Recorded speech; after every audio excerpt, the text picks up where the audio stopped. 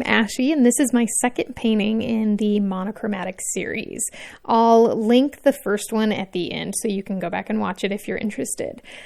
So again, just like my last one, I'm mixing up my color because I don't have this color as a convenience color in my palette. So it's sap green, cobalt blue, and Payne's gray. But then I use that mix for the whole painting. Then I just wet up the entire page and start dropping in some color, basically. I didn't do a preliminary sketch for this one. I'm really just trying to go for it and see how the shapes come out.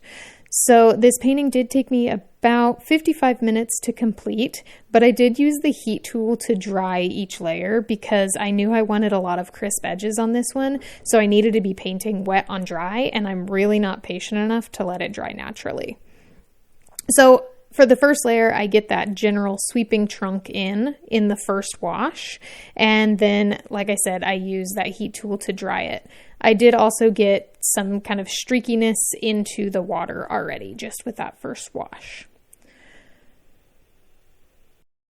For the second, I start with like a very pale wash for some leaves or like branches. This is kind of, I guess, like a weepy, willowy type tree, I guess, but it's just kind of supposed to look like marshy and swampy, but those like branches and leaves are hanging down. So the first wash is just super pale, and I'm just kind of making it look streaky and really jaggedy and almost like messy at this point, just to give the impression of like leaf edges. For the next layer, I add more leaves, so I just am using a slightly darker wash, a very slightly darker wash. And again, I'm trying to make the edges of these look even a little more jaggedy, so I'm doing like a wash toward the top, and as I come down, I'm doing it more like dotted and splotchy. I also at this point add in another wash of color to the water, and so I wet the page first to get it blended out, and then I'm adding some color, but I'm leaving a nice like obvious highlight in the middle, kind of angling toward the right side of the page. And then dry again and repeat that same process for a third layer of leaves. So again, I'm just mixing up my color here and then watering it down some and going in a little bit darker for this next layer. And this is kind of a more traditional watercolor approach with doing light to dark and going in with really kind of watery layers and letting the watercolor kind of shine here. After that, I started building up the tree trunk. So I add a wash to like nearly the entire tree trunk. And then I kind of was thinking about starting to add some shadows already. So the right side is slightly darker, but mostly I just wanted to darken up the entire thing.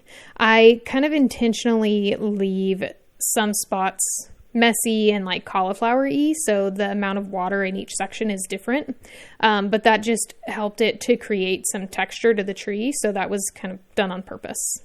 I also add kind of an extra branch off to the right, just to give the tree a little bit more dimension and movement. I dry it again, and then I start to build up the shadows on the tree trunk. So I add some darker color to the right side of the trunk and to the branch as well, just a little bit, so that it looks like between those there's kind of a strong shadow. And there at the top of the tree, I do lift out with, this is like a stiffer bristle brush, and it's just clean and minimally damp. And I lift out some of the damp paint there to create really distinct highlights where it looks like some lighter like branches or trees are coming down in front of the tree. And I really liked that effect. I was really happy with that, especially, at the end of the painting. And then I start to build up the darks between where the roots kind of like shoot out from the bottom of the tree. So this is really going to be a super dark area in this painting, so I'm not worried about going too dark here. This is going to be my darkest point, so I just go in really strong and start to build up those shapes.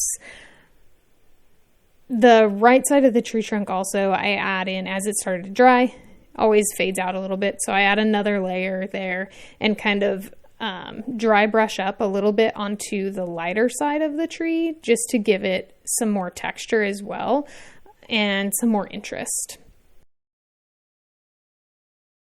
And then right back to those roots, again, getting in really dark values here. I end up having to mix quite a bit more paint because I'm kind of running out and I want this to be super dark.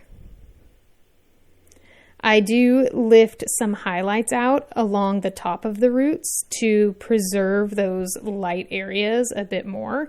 And I use just a clean damp brush to kind of add a tiny bit of water to blend out between the shadows and the highlights so that it's a more subtle transition.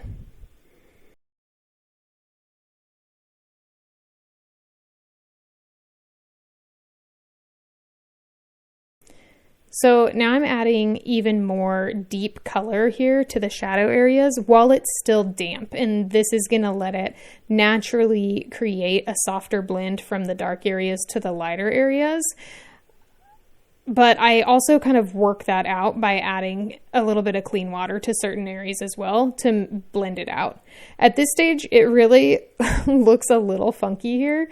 The tree roots look like webbed fingers or like a duck foot or something, but I promise this is the funky stage and it gets better as we keep going. This is where it's really important to kind of persevere and keep going because this is easily fixable. I'm almost done really with this painting. You know, it doesn't seem like it, but I'm pretty close to done here and you'll see how it comes together in just a minute. So I do also like to use a kitchen towel to lift up the paint when I'm dabbing out instead of like paper towels. I do that for a couple reasons. I prefer to use it because it's not as wasteful. I can just throw it in the wash and reuse the kitchen towels over and over. But also this kitchen towel has some interesting texture. And so for landscape paintings, it actually adds an interesting element when I'm lifting with it because it creates just very subtle texture on the painting, and I really enjoy that. I dry it again, and then I start to add a really dark reflection to the water. And I really want this to be super dramatic, so I go super dark. Like darker than seems reasonable.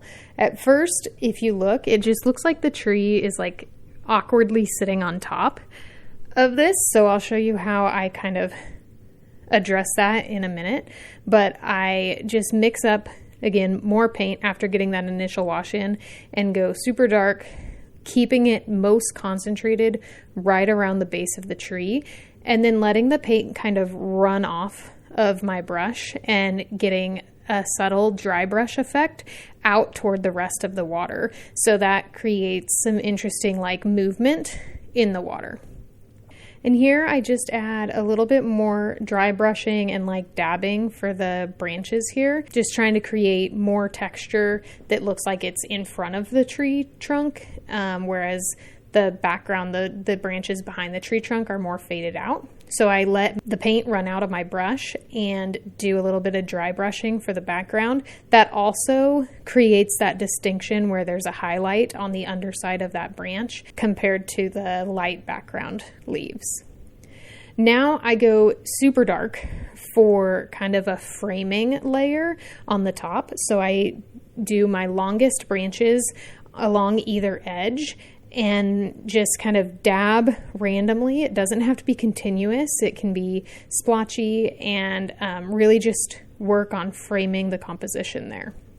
Then I head back into the water, and here is where I really try to get the tree and the marshy land to really look more integrated. So I blend the water right up into the shadows between the tree roots, and that there's not really a distinction between where kind of water, marsh, and tree begin or end, and that makes it look really like realistic and integrated. I do keep kind of fiddling with the shading for a minute here, getting some dry brushing, getting a little bit of softer blends from the highlights down into the shadows.